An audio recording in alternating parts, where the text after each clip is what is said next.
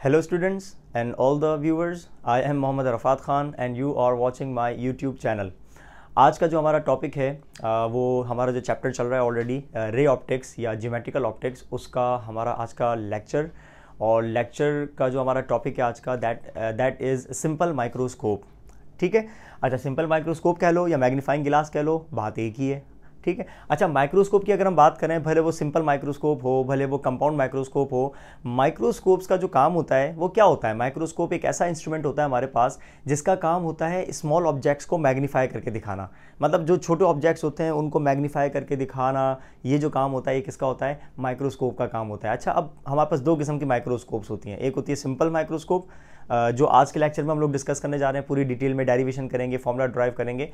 एक होती है सिंपल माइक्रोस्कोप और एक होती है कंपाउंड माइक्रोस्कोप। इनमें भी थोड़ा सा एक फ़र्क है, छोटा सा मामूली सा एक फ़र्क है। देखो, सिंपल माइक्रोस्कोप उन ऑब्जेक्ट्स को मैग्नीफाई करके दिखाती है, उन स्मॉल ऑब्जेक्ट्स को मैग्नीफाई करके दिखाती है जो कि स्मॉल होने की वजह से वैसे हमें दिख रहे होते हैं, लेकिन बहुत ज़्यादा स्मॉल होने की वजह से हमें क्लियर नहीं नज़र आ रहे होते।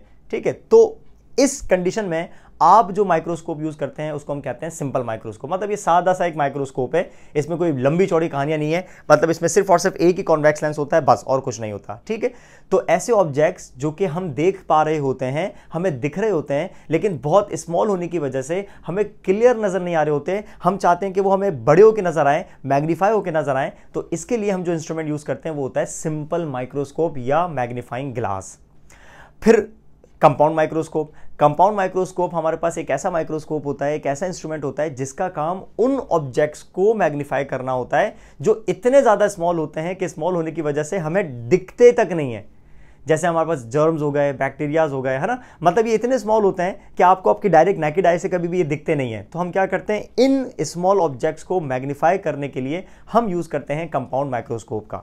इसका मतलब माइक्रोस्कोप भले सिंपल माइक्रोस्कोप हो या वो कंपाउंड माइक्रोस्कोप हो, इन दोनों का काम ऑब्जेक्ट्स को मैग्नीफाई करना। ये कौन से ऑब्जेक्ट्स को मैग्नीफाई करती है? जो हमें दिख रहे होते हैं लेकिन स्मॉल होने की वजह से क्लियर नहीं दिख रहे होते हैं। उसका काम क्या होता है? वो उन ऑब्जेक्ट्स को मैग्नीफाई करता है जो हमें दिख ही नहीं रहे होते, इतने ज्यादा स्मॉल होते हैं। चलें स्टार्ट करते हैं मैग्नीफाइंग ग्लास को या सिंपल माइक्रोस्कोप को। सबसे पहले क्या भी करते हैं, इसकी डेफिनेशन लिख देते हैं कि यहाँ पे सिंपल माइक्रोस्कोप होता है क्या है। तो सिंपल माइक्रोस्कोप एक ऐसा इंस्ट्रूमेंट होता है जिसका काम स्मॉल ऑब्जेक्ट्स को मैग्नीफाई करना होता है। सो सबसे पहले definition, it is an instrument, it is an instrument which is used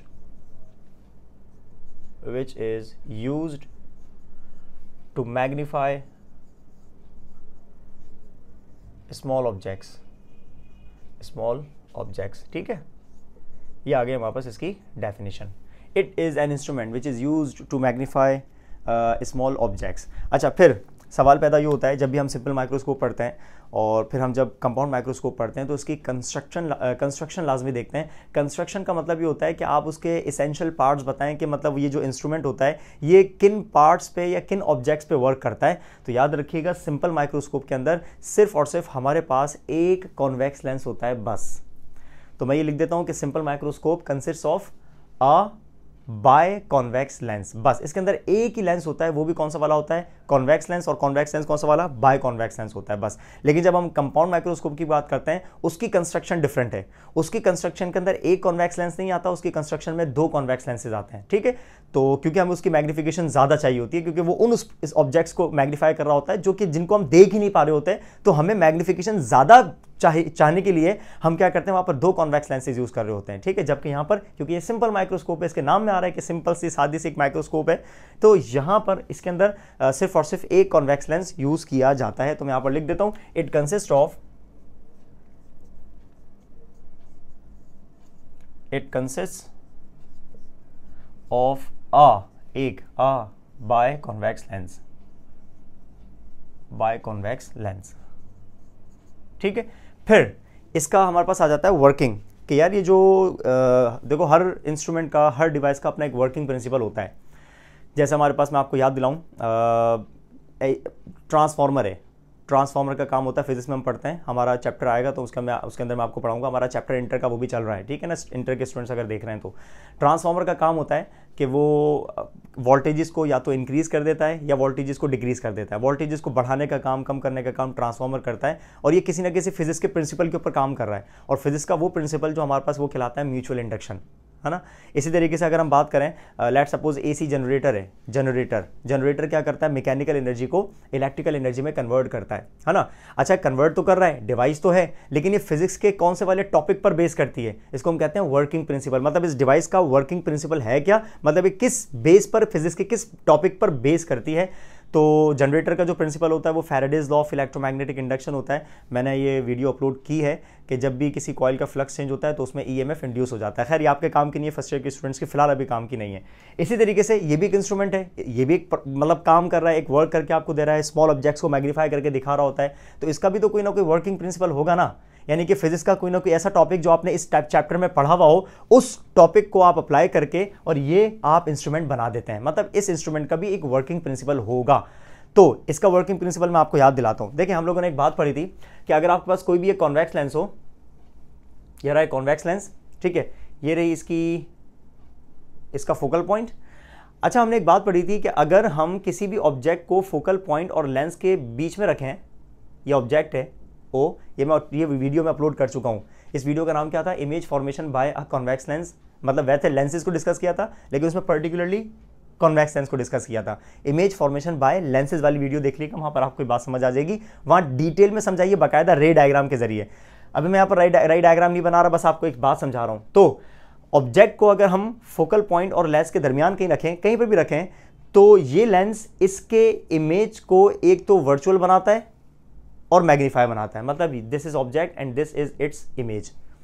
तो अगर मैं कोई एक कॉन्वेक्स लेंस लूं और अगर मैं चाहता हूं कि मैं इसका वर्चुअल इमेज हासिल करूं, क्योंकि वर्चुअल इमेज होगा तो सेम साइड पर बनेगा, और दूसरी बात मैग्नीफाइड बनेगा, एनलार्ज बनेगा, तो मुझे क्या करना होगा, उस ऑब्जेक्ट को कॉन्वेक्स लेंस की फोकल पॉइंट के अंदर रखना होगा। फोकल पॉइंट और लेंस के अगर मैं बीच में कहीं पर रख दूं तो उस ऑब्जेक्ट का इमेज सेम साइड पर बनेगा और मैग्नीफाई बनेगा और वर्चुअल बनेगा और इरेक्ट बनेगा। जैसा ऑब्जेक्ट है, लेट्स सपोज अगर मार्कर को देखूंगा मैं, तो ये मार्कर अगर ऐसा है तो मार्कर का इमेज ऐसे ही बनेगा सीधा, लेकिन वो मैग्नीफाई हो जाएगा, बहुत ज्यादा मैग्नीफाई हो जाएगा, ठीक है। तो इसका मतलब ये हो गया कि हमारे पास जो सिंपल माइक्रोस्कोप का वर्किंग प्रिंसिपल होता है वो कॉन्वेक्स लेंस के इस कंडीशन पे बेस करता है कि when an object is placed inside the focal point of the lens, then its virtual and erect image is formed। ये हमारे पास इसका वर्किंग प्रिंसिपल है। याद रखिएगा, मैग्नीफाइंग ग्लास काम ही जब करेगा, मैग्नीफाइंग ग्लास या सिंपल माइक्रोस्कोप वर्क ही जब करेगा जब आप ऑब्जेक्ट को लाजमी है फोकल पॉइंट के अंदर कहीं रखें। फोकल पॉइंट और लेंस के दरमियान कहीं रखोगे तो जाके उसका वर्चुअल, इरेक्ट और मैग्नीफाइड इमेज बनेगा। वरना अगर आपने इस ऑब्जेक्ट को एफ पर या एफ के पीछे कहीं रखा, बियॉन्ड एफ रखा, तो याद रखिएगा इसका इमेज ये बनाता है रियल के साथ इन्वर्टेड, मतलब फिर वो हमारे काम का होगा ही नहीं। तो इसका वर्किंग प्रिंसिपल मैं यहां पर लिख देता हूं, क्या, it's working principle, it's working principle is when an object is placed between focal point and lens। ऐसा ही है, when an object is placed between focal point and lens, जब लेंस और फोकल पॉइंट के बीच में कहीं पर भी होगा तो उसका इमेज कौन सा बनेगा, virtual, erect and magnified. So when an object is placed between focal point and lens, its virtual, erect and magnified image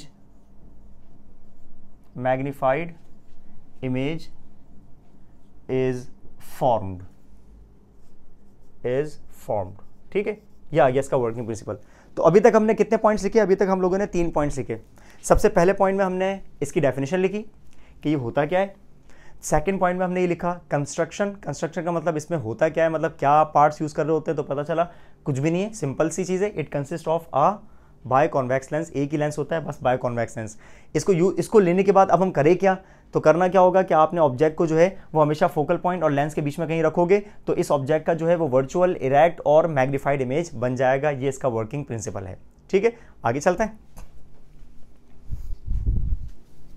चलें अब चलते हैं इसकी डायग्राम की तरफ, और डायग्राम से हम डिराइव करते हैं इसका फॉर्मूला किसका, magnifying power of simple microscope का। अच्छा, सबसे पहले काम ही करते हैं, इसकी डायग्राम बनाते हैं। डायग्राम कैसे, लेट सपोज हमारे पास कोई भी एक ऑब्जेक्ट है, कोई भी हमारे पास एक ऑब्जेक्ट है, ये रहा। ठीक है, अच्छा, इस ऑब्जेक्ट को हम ऑब्जर्व कर रहे हैं एक पर्टिकुलर डिस्टेंस से, ये हमारी आई, ह्यूमन आई। ठीक है,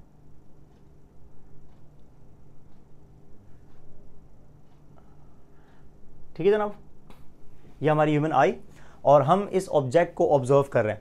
अच्छा, ये ऑब्जेक्ट रखा हुआ कितना दूर है, इसकी पोजीशन को डिस्कस करते हैं। फिलहाल ये ऑब्जेक्ट है और ये ऑब्जेक्ट बहुत स्मॉल है, और अभी तक हमने लेंस यूज़ नहीं किया, बस इस लेट सपोज ये मार्कर है, मार्कर के ऊपर कुछ लिखा हुआ आपको नज़र आ रहा होगा। ठीक है, अच्छा, ये मार्कर के ऊपर जो लिखा हुआ है, मैं इमेजिन कर लेता हूँ कि बहुत छोटा लिखा हुआ है कि मुझे नज़र नहीं आ रहा।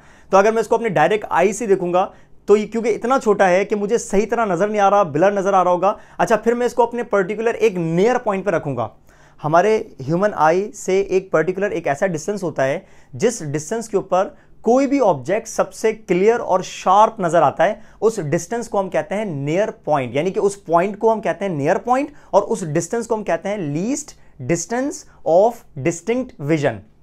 जिस डिस्टेंस पर हमारे ह्यूमन आई से कोई भी ऑब्जेक्ट हमें सबसे शार्प, सबसे क्लियर नजर आता हो, ऐसे पॉइंट को हम कहते हैं नियर पॉइंट या least distance of distinct vision. और फॉर नॉर्मल ह्यूमन आई इसकी जो वैल्यू होती है वो 25 सेंटीमीटर होती है। मतलब अगर आपके ग्लासेस नहीं लगे हुए, आपकी आई साइट वीक नहीं है, अगर आपको कोई डिजीज नहीं है आंखों में, अगर आप नॉर्मल ह्यूमन आई है, तो नॉर्मल ह्यूमन आई से मतलब 25 सेंटीमीटर, 25 सेंटीमीटर एक ऐसा फासला होता है जिस फासले के ऊपर कोई भी ऑब्जेक्ट हमें सबसे ज्यादा क्लियर और शार्प नजर आता है। अगर आप उसको ऑब्जेक्ट को करीब लेकर आना स्टार्ट करेंगे तो वो ऑब्जेक्ट ब्लर होना स्टार्ट होगा और आपको आंखों में तकलीफ होना स्टार्ट होगी, मतलब आई स्ट्रेनिंग होगी। इसी तरीके से अगर उस ऑब्जेक्ट को बहुत ज्यादा दूर लेके चले जाएं तब भी वो ऑब्जेक्ट हमें क्लियर नजर नहीं आएगा, हमें जोर लगा के देखना पड़ेगा, तो हमें आई स्ट्रेनिंग होगी।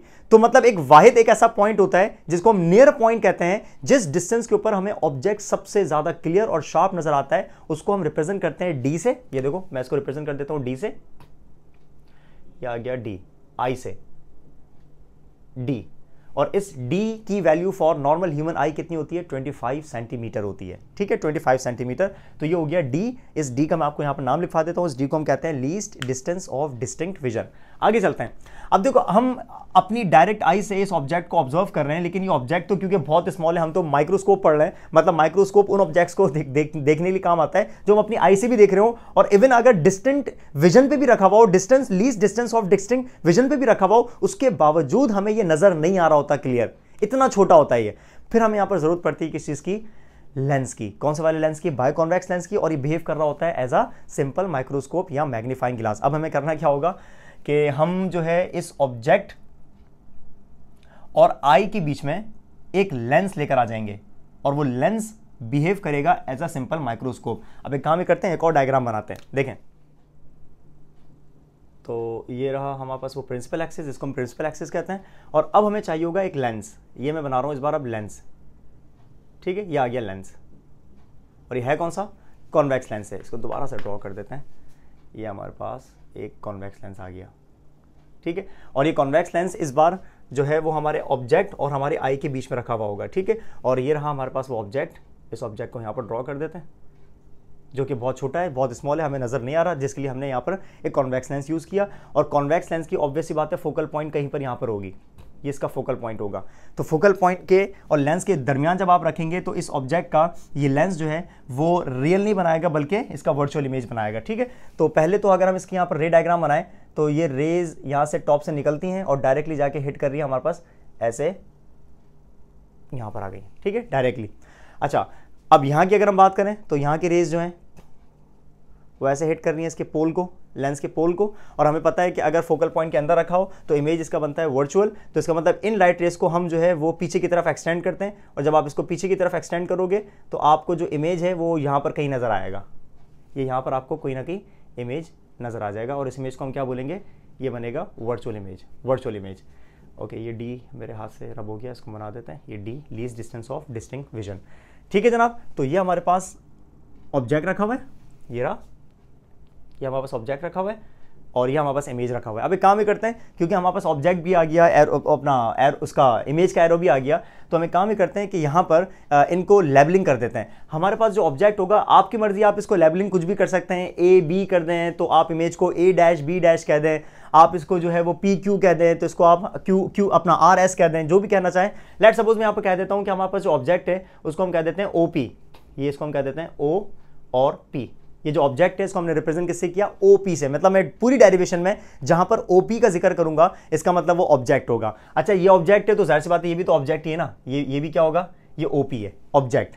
अच्छा, फिर ऑब्जेक्ट का जो इमेज बन रहा है, जो वर्चुअल इमेज बन रहा है, जो इरेक्ट इमेज बन रहा है, इसको हम रिप्रेजेंट कर देंगे आई क्यू से, ओपी और आई क्यू। तो जब मैं ओपी की बात करूं, जब मैं ऑब्जेक्ट की बात करूं, इसका मतलब उसका जो साइज है, ऑब्जेक्ट को हमने रिप्रेजेंट किससे किया, ओपी से, और जो इमेज बन रहा है उसको हमने किससे रिप्रेजेंट किया, आई क्यू से। ठीक है। अच्छा, जिस तरीके से पहले हमने ऑब्जेक्ट को इस डिस्टेंस पर रखने की कोशिश की और देखने की कोशिश की, क्या पता हमें नजर आ जाए, क्योंकि सबसे क्लियर विजन वाला डिस्टेंस ये होता है 25 सेंटीमीटर। ये होता है कितना है, 25 centimetre, least distance of distinct vision. लेकिन उसके बावजूद हमें नजर नहीं आया था। फिर हमने क्या किया, इस ऑब्जेक्ट को करीब करके और अपनी आंख और ऑब्जेक्ट के बीच में लेंस लेकर आ गए, तो लेंस ने इसका वर्चुअल और इरेक्ट इमेज बनाया, जो कि बड़ा कर दिया, मैग्नीफाई कर दिया। अब ये जो इमेज बनता है ना, ये इमेज भी जो है वो कौन से डिस्टेंस के ऊपर जाके बनता है, least distance of distinct vision पर जाकर बनता है ये जो इमेज बन रहा है फाइनल। सो ओपी को पहले हमने रखा इस डिस्टेंस पर, नजर नहीं आया, ओपी को यानी कि ऑब्जेक्ट को करीब लेकर आ गए, लेंस के करीब लेकर आए, यानी कि वो फोकल पॉइंट के अंदर आ गया। तो इसका जो इमेज बन रहा है, अब ये उसी डिस्टेंस पर जाके बन रहा है जिस डिस्टेंस के ऊपर हमें जो भी चीज होती है वो सबसे ज्यादा क्लियर नजर आ रही होती है। तो अब ये हम इमेज जो है वो एक तो मैग्नीफाई नजर आएगा, मतलब ऑब्जेक्ट हमें बड़ा होकर नजर आएगा, और इस डिस्टेंस पर आपको नजर आएगा सबसे ज्यादा क्लियर, जिसको हम कहते हैं 25 centimetre least distance of distinct vision. तो यहां से आपको इस बार जो ऑब्जेक्ट का इमेज है वो बिल्कुल क्लियर नजर आएगा, और हम यहां से इसको ऑब्जर्व कर रहे होंगे, हमारी normal human I.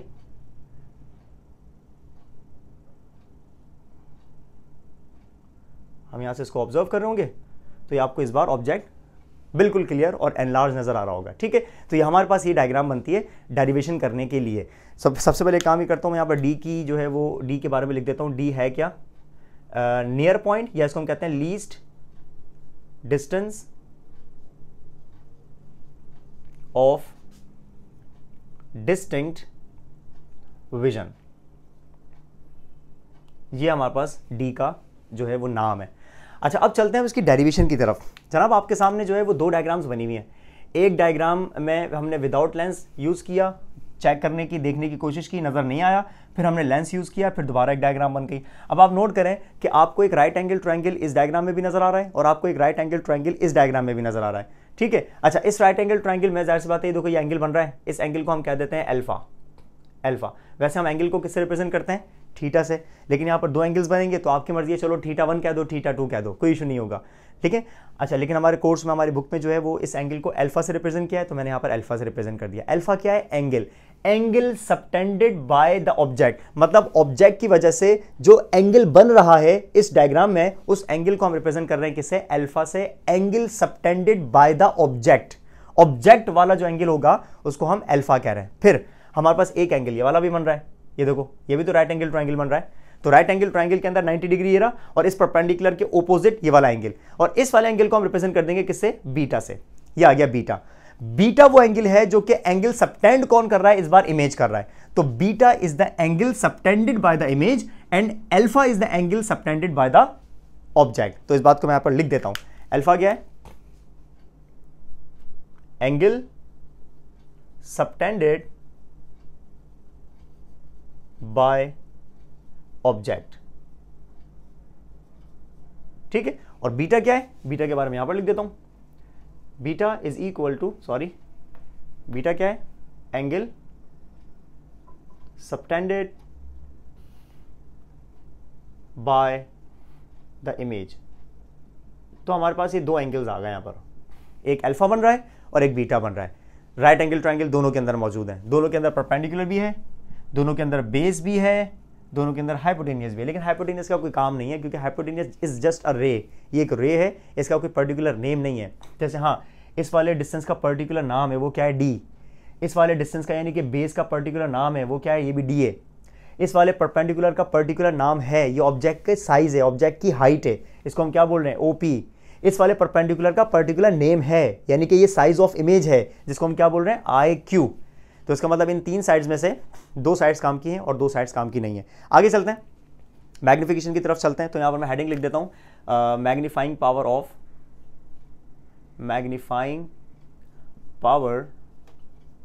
Of simple microscope. अब हम इसकी डेरिवेशन स्टार्ट कर रहे हैं, सिंपल माइक्रोस्कोप, ठीक है। अच्छा, मैग्नीफाइंग पावर की बात करें, हम मैग्निफिकेशन की बात करें, तो मेरी बात गौर से सुने। हमारे पास मैग्निफिकेशन की डेफिनेशन के मुताबिक 3 फॉर्मूला होते हैं। एक होता है Q/P, एक होता है HI/HO और एक होता है β/α। मैग्निफिकेशन के 3 फॉर्मूला है। मैग्निफिकेशन के इन 3 फॉर्मूला में से शुरू के जो 2 फॉर्मूला लिखे हुए हैं, इसको हम कहते हैं लीनियर मैग्निफिकेशन। लीनियर क्यों कहते हैं, क्योंकि Q और P, Q क्या है, इमेज डिस्टेंस, और P क्या है, ऑब्जेक्ट डिस्टेंस, है ना। तो डिस्टेंस, तो अगर जाहिर सी बात है डिस्टेंस की अगर हम बात करें तो ये जो Q आता है डिस्टेंस, ये लीनियर फॉर्म में आ रहा होता है, 1 डायमेंशनल है। इसी तरीके से अगर हम P की बात करें, ऑब्जेक्ट डिस्टेंस की, ये भी डिस्टेंस से लीनियर फॉर्म में आ रहा होता है। तो इसका मतलब ये भी लीनियर, ये भी लीनियर, तो ऐसी मैग्निफिकेशन को हम क्या बोलेंगे, लीनियर मैग्निफिकेशन।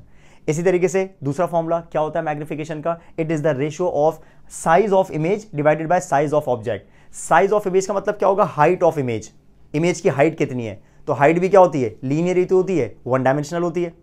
और अगर हम साइज ऑफ ऑब्जेक्ट की बात करें, हाइट ऑफ ऑब्जेक्ट की बात करें, तो वो भी क्या होगी, लीनियर होगी। देखो ये साइज ऑफ ऑब्जेक्ट है, ये लीनियर है, हाइट लीनियर होती है, और ये साइज ऑफ इमेज है, ये भी लीनियर है। तो इसका मतलब अगर मैं इन दोनों लीनियर क्वांटिटीज का रेशियो निकालूंगा तो भी मैग्निफिकेशन क्या कहलाएगी, लीनियर मैग्निफिकेशन।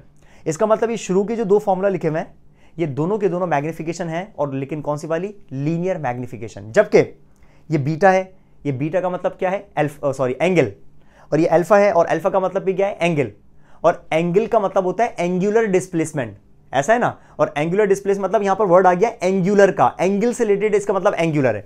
तो ये वाली मैग्निफिकेशन जो होगी, ये कौन सी होगी, एंगुलर मैग्निफिकेशन। इसका मतलब हमारे पास मैग्निफिकेशन 2 किस्म की होती है, एक होती है लीनियर मैग्निफिकेशन और एक होती है एंगुलर मैग्निफिकेशन।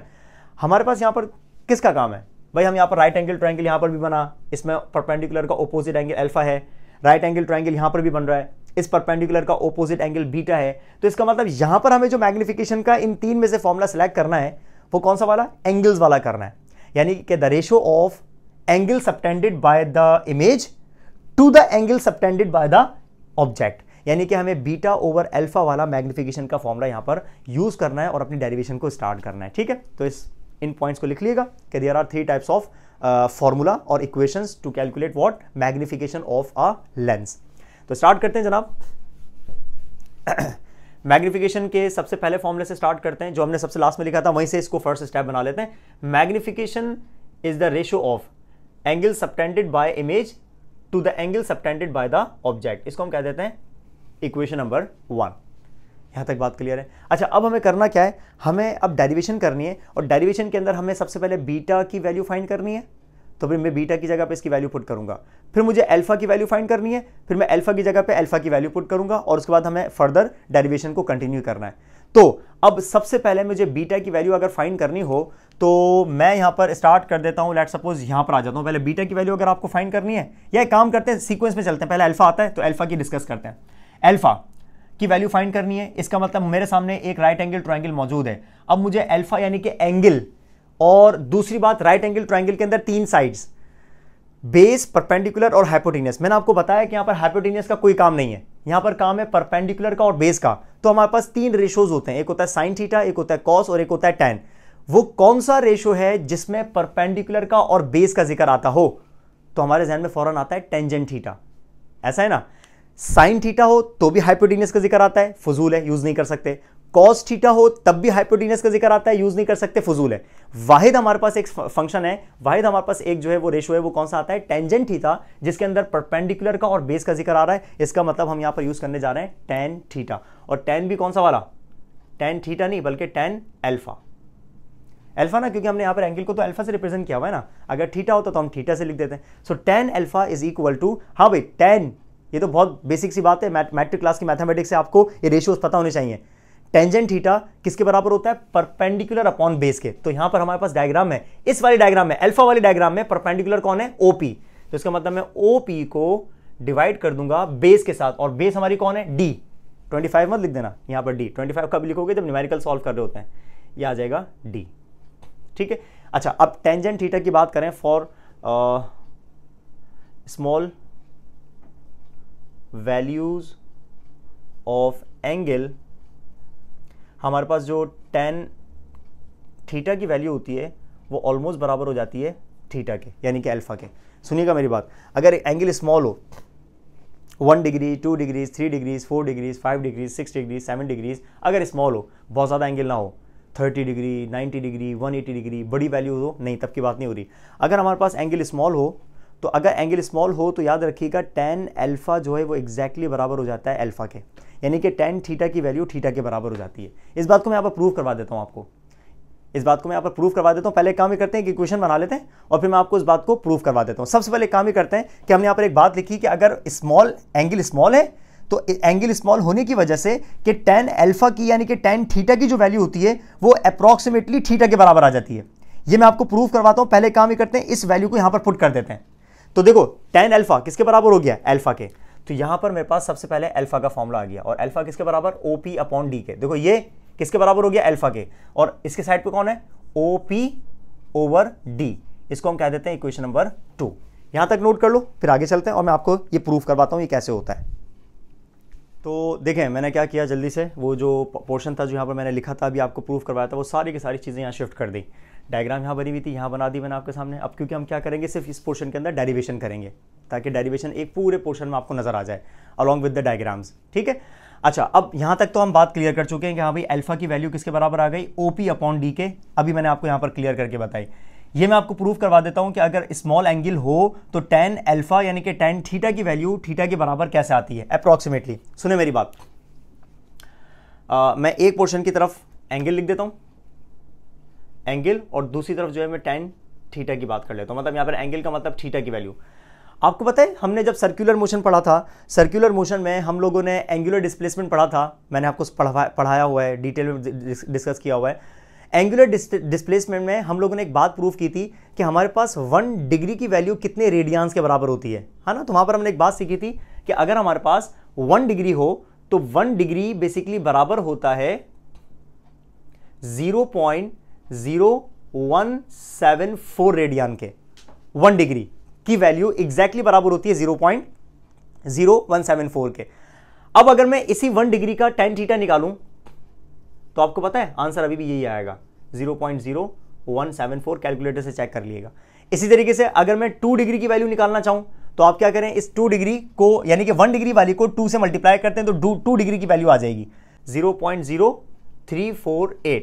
और इसी तरीके से अगर मैं इस एंगल का tan निकालूं, tan थीटा यानी कि tan 2 डिग्री, इसको लिख देते हैं tan 1 डिग्री और इसको हम कर देते हैं tan 2 डिग्री, अभी भी इसका आंसर आएगा 0.034, और 34 के बाद मेरे ख्याल से शायद 349 हो जाएगा। ठीक है, 0.0349 तकरीबन बराबर है, अप्रॉक्सीमेटली को है।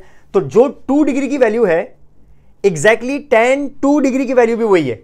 इसका मतलब ये थीटा है और ये tan थीटा है। तो थीटा की वैल्यू और tan थीटा की वैल्यू देखो सेम है, ये थीटा है और ये tan थीटा है, तो थीटा की वैल्यू और tan थीटा की वैल्यू सेम है।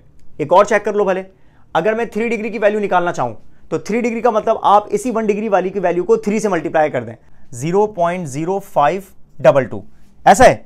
अब अगर मैं इसी 3 डिग्री का tan निकालूं तो tan 3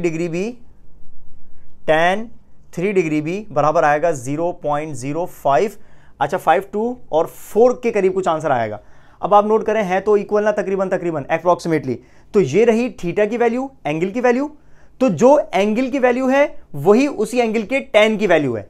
मतलब थीटा की वैल्यू बराबर है tan थीटा की वैल्यू के, थीटा की वैल्यू बराबर है tan थीटा की वैल्यू के, थीटा की वैल्यू बराबर है tan थीटा की वैल्यू के। तो यहां से क्या प्रूव हुआ कि जो tan थीटा होता है वो अप्रॉक्सीमेटली इक्वल होता है किसके? थीटा के। तो ये बात हमने यहां पर लिखवाई है, ये बात मैंने आपको प्रूव करवा दी। ठीक है, इस बात को नोट कर लीजिएगा। अच्छा, अब चलते हैं, ये तो मैंने अल्फा की वैल्यू फाइंड कर ली, अब मुझे बीटा की वैल्यू फाइंड करनी है। तो बीटा के लिए अब मुझे ये वाला राइट एंगल ट्राइंगल देखना होगा। तो इस वाले राइट एंगल ट्राइंगल के अंदर अब हमारे पास जो परपेंडिकुलर है वो है आई क्यू, है ना, इसका परपेंडिकुलर आई क्यू, और इसकी बेस अभी भी कौन है, डी है। और डी जाहिर सी बात है, एक होता है ऑब्जेक्ट डिस्टेंस और एक होता है इमेज डिस्टेंस। तो ये वाला ऑब्जेक्ट डिस्टेंस था, ऑब्जेक्ट डिस्टेंस भी डी के बराबर था क्योंकि हमें क्लियर विजन चाहिए था, लेकिन नहीं मिल रहा था तो हमने लेंस यूज किया। और इमेज डिस्टेंस भी जो है वो कितने डिस्टेंस के ऊपर जाके बन रहा है, मतलब जो क्यू है वो भी किसके बराबर होगा, डी के बराबर।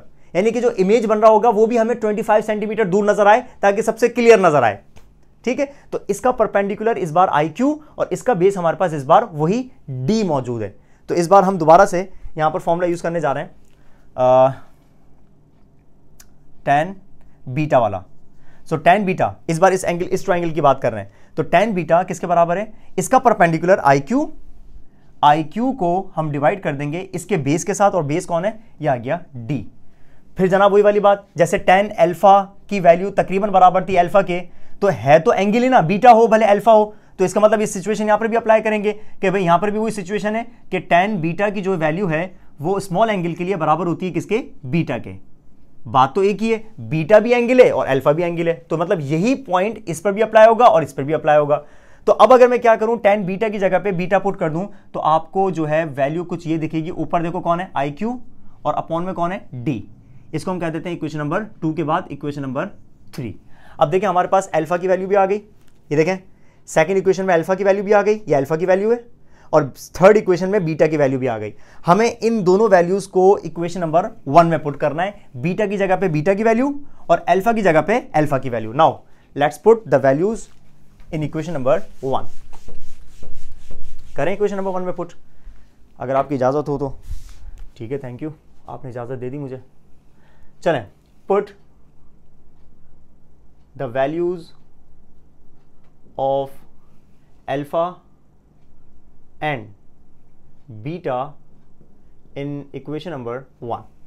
हाँ भाई, इक्वेशन नंबर 1 के अंदर पुट करें अगर, तो magnification is equal to, beta की बात करें अगर तो बीटा बराबर किसके, आई क्यू अपॉन डी के। तो ये देखें आई क्यू ओवर डी के, और डिवाइड कर दें होल, और बीटा की बात अपॉन में अल्फा है, तो अल्फा की वैल्यू किसके बराबर है, ओपी अपॉन डी के। तो ये आ गया ओपी और अपॉन में डी आ गया। ठीक है, तो अब हम यहां से नोट करें अगर, तो डी से डी कैंसिल हो जाएगा और आई क्यू के डिवाइड में कौन आ जाएगा, ओपी आ जाएगा। ऐसा है, सो डी से डी, मतलब इसको आप ऐसे लिख सकते हैं, लिख के बता देता हूं मैं, ये ऐसे लिखा जाएगा आई q upon D into D upon OP, ये ऐसे लिखा जाएगा। मतलब ये फैक्टर जो है, ये पूरा फैक्टर डिवाइड से ऐसे रिवर्स के अंदर मल्टीप्लाई में आ जाता है, मतलब ये डी नीचे डिवाइड कर रहा है, ऊपर आके मल्टीप्लाई करेगा। तो आई क्यू अपॉन डी ये रहा एज इट इज, और ओपी अपॉन डी ऊपर आके ऐसे रिवर्स हो गया डिवाइड में से, so d upon OP, basic mathematics. D से डी कैंसिल हो जाएगा तो आई क्यू अपॉन ओपी बच जाएगा। So m is equal to i q. I q है क्या जनाब, ये आई क्यू जो है ये परपेंडिकुलर है, मतलब ये हमारा इमेज है, आई क्यू का मतलब इमेज है, और ओपी कौन है, ओपी का मतलब ऑब्जेक्ट है। ये बात तो मैं आपको शुरू में बता चुका हूं, आई क्यू इमेज और ओपी ऑब्जेक्ट है, ऐसा है। तो अब अगर मैं यहां पर लिखना चाहूं, लेट सपोज मैं इसको कह देता हूं इक्वेशन नंबर 3 के बाद इक्वेशन नंबर 4। आई क्यू के बारे में मैं यहां पर लिख देता हूं कि आई क्यू क्या है, साइज ऑफ इमेज या इमेज साइज, डायरेक्ट ऐसे लिख देते हैं, इमेज साइज। ठीक है, और ओपी क्या है, ऑब्जेक्ट साइज है, ऑब्जेक्ट साइज है, ऐसा है ना भाई। आई क्यू देखो, आई से लेकर क्यू तक का डिस्टेंस ये इमेज है, और इमेज की हाइट है, साइज ऑफ इमेज है आई क्यू। और इस तरीके से ओपी, यहां से लेकर ओपी तक ये पूरा का पूरा ऑब्जेक्ट है, तो ये क्या बन रहा है, ये ऑब्जेक्ट का साइज बन रहा है। तो परपेंडिकुलर मतलब पूरी डिस्टेंस है, वो पूरा डिस्टेंस है। तो ओपी का मतलब ऑब्जेक्ट साइज और आई क्यू का मतलब इमेज साइज। तो ये हमारे पास मैग्निफिकेशन का फॉर्मूला आ गया, हमने यहां पर ये बात प्रूव कर दी। साइज ऑफ इमेज डिवाइड, हमें याद है शुरू में मैंने आपको एक बात लिखवाई थी कि मैग्निफिकेशन का फॉर्मूला ये भी होता है, मैग्निफिकेशन का फॉर्मूला ये भी होता है, size of image divided by size of object. अब देखो यहां पर साइज ऑफ इमेज आ चुका है, आई क्यू बेसिकली हमारा एच आई है, लिखा हुआ है देखो साफ साफ। आई क्यू का मतलब क्या है, इमेज साइज, तो मैं यहां पर लिख देता हूं, ये मतलब ये एच आई की बात कर रहा है, ये साइज ऑफ इमेज है। और ओपी का मतलब ऑब्जेक्ट साइज का मतलब हम किसकी बात कर रहे हैं, एच ओ की बात कर रहे हैं, ऐसा है। तो अब यहां पर हमें करना क्या है कि H I upon H O, क्योंकि मैग्निफिकेशन होती है तो मैग्निफिकेशन का फॉर्मूला Q अपॉन P भी होता है, ऐसा है ना, Q अपॉन P भी होता है। तो हमें क्या करना है, इन दोनों इक्वेशंस को आपस में कंपेयर करना है और कंपेयर करके यहां पर लिखना है। तो ये देखें, हमारे पास मैग्निफिकेशन का एक फॉर्मूला क्या होता है, HI अपॉन HO, और मैग्निफिकेशन का दूसरा फॉर्मूला हमारे पास क्या होता है, M is equal to Q upon P। Magnification का ये भी फॉर्मूला है और मैग्निफिकेशन का ये भी फॉर्मूला है, ये भी रेशो है और ये भी रेशो है। अब हमारे पास जो यहां पर रेशो मौजूद है वो HI अपॉन HO वाला मौजूद है। देखो IQ कौन है, HI है, और OP कौन है, HO है। ये साइज ऑफ इमेज है और ये साइज ऑफ ऑब्जेक्ट है, यानी कि हाइट ऑफ इमेज और हाइट ऑफ ऑब्जेक्ट। अब अगर मैं इन दोनों को कंपेयर करूं तो देखो क्या बनेगा, HI अपॉन HO बराबर किसके आ रहा है, Q अपॉन P के बराबर आ रहा है, ऐसा है ना।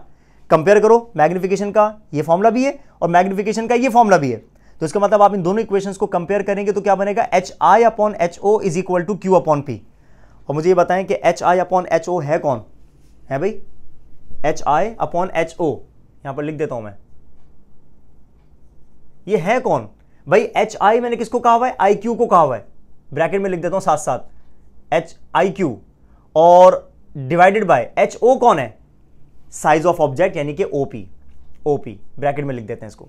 मतलब ये पूरा रेशो किसके बराबर आ रहा है, Q अपॉन P के बराबर आ रहा है, ऐसा है कंपेयर करने के बाद, क्योंकि हमें पता चला कि HI और इनको कंपेयर करेंगे तो HI बराबर हो जाएगा Q अपॉन P के। देखो HI अपॉन HO बराबर है Q अपॉन P के, लेकिन हमें साथ साथ ये भी पता है कि HI का मतलब IQ है, तो इसका मतलब IQ और OP का रेशो ही किसके बराबर आ रहा है, QP के बराबर आ रहा है, ऐसा है ना। इन दोनों का रेशो ही किसके बराबर आ रहा है, Q अपॉन P के बराबर आ रहा है। इसका मतलब मैं इक्वेशन 4 में IQ अपॉन OP की जगह पे Q अपॉन P पुट कर सकता हूं, तो पुट कर दें, बिल्कुल पुट कर देते हैं।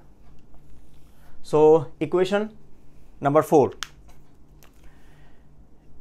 Equation 4 can be written as, कैसे लिख सकते हैं भाई इक्वेशन 4 को, मैग्निफिकेशन सेम रहेगी यानी कि लेफ्ट पर M सेम रहेगा, IQ अपॉन OP की जगह पे, IQ अपॉन OP की जगह पे क्या आ जाएगा, Q अपॉन P, यह आ जाएगा Q अपॉन P। एक बात का और ख्याल रखिएगा, वो ये कि हमारे पास इन दोनों ट्राइंगल्स के अंदर जो Q है, अच्छा Q तो बनी हमारे पास एक ही ट्राइंगल में रहा है ना, जो Q इमेज डिस्टेंस है, ये देख लो डायग्राम के अंदर Q की वैल्यू किसके बराबर है, D के बराबर।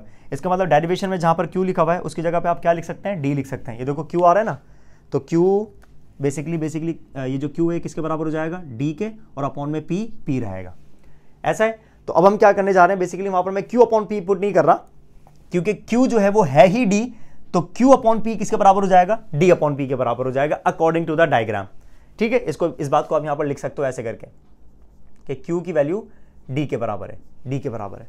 तो मैं यहां पर Q अपॉन P पुट नहीं कर रहा बल्कि D अपॉन P पुट कर देता हूं और इसको कह देता हूं इक्वेशन नंबर 4 के बाद इक्वेशन नंबर 5। अब देखो यहां पर Q का जिक्र आया, इमेज डिस्टेंस, यहां पर P का जिक्र आया, ऑब्जेक्ट डिस्टेंस, यहां पर फोकल पॉइंट का जिक्र है ना, फोकल पॉइंट के अंदर ऑब्जेक्ट रखा हुआ है, मतलब यहां पर F था, F यहां पर कहीं पर होगा, इसको हम F कहते हैं ना, तो F के अंदर है, फोकल पॉइंट का जिक्र आ रहा है, इसका मतलब फोकल लेंथ का जिक्र हो रहा है। अब क्योंकि मुझे ऑब्जेक्ट डिस्टेंस नजर आ रहा है, इमेज डिस्टेंस नजर आ रहा है, फोकल लेंथ नजर आ रही है, इसका मतलब यहां पर हमारे पास एक फॉर्मूला में याद आ रहा है, उस फॉर्मूले का नाम होता है थिन लेंस फॉर्मूला। इससे पहले वाली वीडियो में मैंने आपको फॉर्मूला ड्राइव करवाया था, 1/f is equal to 1/p plus 1/q, ऐसा है। तो अब क्योंकि यहां पर डिस्टेंसेस की बात आ गई, Q की बात आ गई, P की बात आ गई, F की बात आ गई, तो अब हमें यहां पर वो लेंस वाला फॉर्मूला अप्लाई करना पड़ेगा। और वो लेंस वाला फॉर्मूला क्या होता है, सो मैं यहां पर अप्लाई कर देता हूं, by using thin lens formula, thin lens formula, ठीक है। और थिन लेंस फॉर्मूला हम लोगों ने क्या ड्राइव किया था, 1/f is equal to 1/p plus 1/q, ये हमारे पास थिन लेंस फॉर्मूला है। अच्छा अब देखो, अगर थिन लेंस फॉर्मूले को थोड़ा सा हम अपने मैग्निफिकेशन वाले फॉर्मूले से थोड़ा सा कंपेयर करने की कोशिश करें, मैग्निफिकेशन में D अपॉन P आ रहा है, ऐसा है, लेंस वाले फॉर्मूले के अंदर एक जगह ऐसी है जहां पर 1/p आ रहा है, यानी कि अपॉन में P यहां पर भी है और अपॉन में P यहां पर भी है। अब मुझे कुछ भी करके इन दोनों इक्वेशंस को आपस में मर्ज करना है, ऐसा है, इस इक्वेशन को और इस इक्वेशन को आपस में मर्ज करना है, लेकिन क्योंकि इस मैग्निफिकेशन के फॉर्मूले के अंदर सिर्फ P नहीं है बल्कि D अपॉन P है, और फोकल लेंथ वाले फॉर्मूले के अंदर D अपॉन P नहीं है, सिर्फ 1/p है, तो यहां पर मिसिंग क्या है, ऊपर D मिसिंग है। अगर मैं चाहता हूं कि मैग्निफिकेशन का फॉर्मूला इसके अंदर मर्ज हो जाए, तो यहां पर मिसिंग क्या आ रहा है, ऊपर D, तो अगर ऊपर डी मिसिंग आ रहा है तो हमें क्या करना होता है, multiply d on both sides. हम क्या करेंगे, इक्वेशन के इस साइड पर और इस साइड पर डी से मल्टीप्लाई कर देंगे। इसका मतलब इधर भी ऊपर में डी आ जाएगा और इधर भी दोनों साइड पर डी आ जाएगा, तो इसका मतलब multiply d on both sides. हमने अपने फॉर्मूले को चेक करके ही किया, ये multiply d on both sides. जी जनाब, डी मल्टीप्लाई करेंगे तो ये 1/f की बजाय अब क्या बन जाएगा, d/f is equal to 1/p की जगह क्या बन जाएगा, d/p, और माइनस प्लस की जगह माइनस। पता है क्यों लगा रहा हूं मैं, क्योंकि इमेज वर्चुअल बन रहा है। ये जो लेंस है ये इस ऑब्जेक्ट का जो इमेज बना रहा है वो कौन सा बना रहा है, वर्चुअल इमेज बना रहा है। और वर्चुअल इमेज याद करो, मैंने लास्ट वाली वीडियो में आपको बताया था, वर्चुअल इमेज का हमेशा डिस्टेंस जो होता है वो नेगेटिव होता है, यानी कि q की वैल्यू क्या हो जाएगी, माइनस हो जाएगी। और दूसरी बात, बाकी सब सेम रहेगा। 1/q था तो 1 नहीं आएगा, 1 की जगह पे क्या आ जाएगा, d/q, क्योंकि आपने d से मल्टीप्लाई किया है ना, तो d ऊपर हर जगह आ जाएगा। सो d/f, d/p और d/q, प्लस की जगह माइनस हो गया, क्योंकि माइनस किसको रिप्रेजेंट कर रहा है, ये इमेज डिस्टेंस को रिप्रेजेंट कर रहा है, नेगेटिव। अब आप सोचें, हमें जो मर्ज करना था वो मर्ज कर सकते हैं। d/p मुझे पता है according two equation number 5, d/p किसके बराबर है, m के। इसका मतलब ये पूरा का पूरा फैक्टर की जगह पे क्या आ जाएगा, m आ जाएगा। तो पुट करते हैं, सो d/f इज इक्वल टू इसकी जगह पे m और माइनस d/q। और q, हाँ भाई, q किसके बराबर है, याद करो, मैंने अभी बताया आपको थोड़ी देर पहले, q की वैल्यू किसके बराबर है, d के बराबर है ना। इमेज जो बन रहा है उसका जो इमेज डिस्टेंस है वो उतना ही होगा जितना नियर पॉइंट का डिस्टेंस होगा, यानी कि लीस्ट डिस्टेंस ऑफ डिस्टिंक्विजन। तो हमने q की जगह पे d यहां पर भी पुट किया था और q की जगह पे d हमें यहां पर भी पुट करना है, तो ये क्या बन जाएगा, d/d, ऐसा है। तो अच्छा, मैं काम ही करता हूं, यहां पर पुट नहीं करता बल्कि इसको ऊपर ही पुट कर देता हूं, ये यहां पर पुट कर देता हूं, d/d। स्टेप बचाते हैं अपना, क्योंकि आप यहां पर लिख सकते हो कि जो q की वैल्यू है वो किसके बराबर है, d के बराबर है। तो आपने q की जगह पे d पुट कर दिया और d से d कैंसिल करेंगे तो यहां पर क्या बचेगा, यहां बचेगा 1। लास्ट स्टेप है जनाब, ये 1 यहां पर मैग्निफिकेशन के साथ सब्ट्रैक्ट कर रहा है, वहां जाके प्लस करेगा, तो क्या बनेगा, 1 plus d/f is equal to magnification. यह हमारे पास मैग्निफिकेशन का फॉर्मूला बन चुका है। इसको नोट कर लें यहां तक।